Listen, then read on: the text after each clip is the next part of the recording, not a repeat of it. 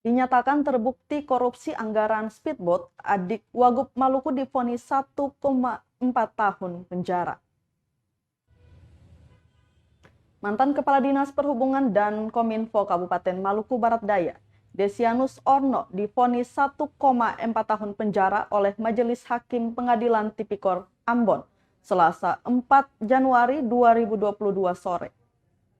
Adik Wakil Gubernur Maluku Barnabas Orno itu divonis bersalah karena terbukti melakukan korupsi pengadaan 4 unit speedboat tahun anggaran 2015 senilai 1,5 miliar rupiah. Tak hanya Orno, dua terdakwa lainnya yakni Direktur CV Tri Putra Fajar Margaret Simatau dan Rego Kontul selaku pejabat pelaksana teknis kegiatan mendapat vonis yang sama.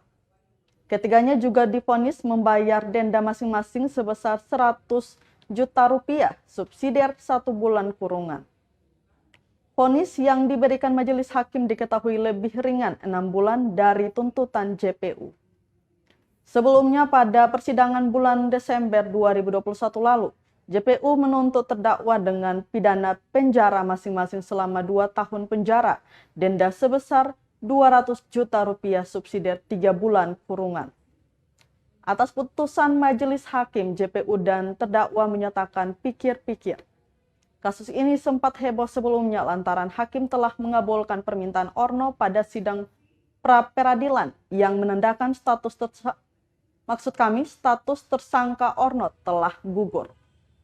Namun pada sidang dakwaan yang berlangsung sehari setelah putusan pra-peradilan, Ketua Majelis Hakim Pasti Taringan tetap melanjutkan persidangan.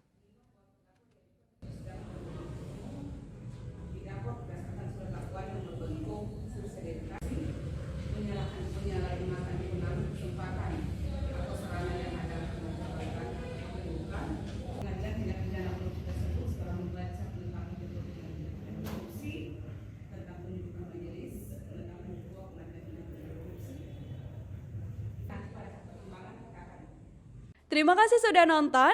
Jangan lupa like, subscribe, dan share ya.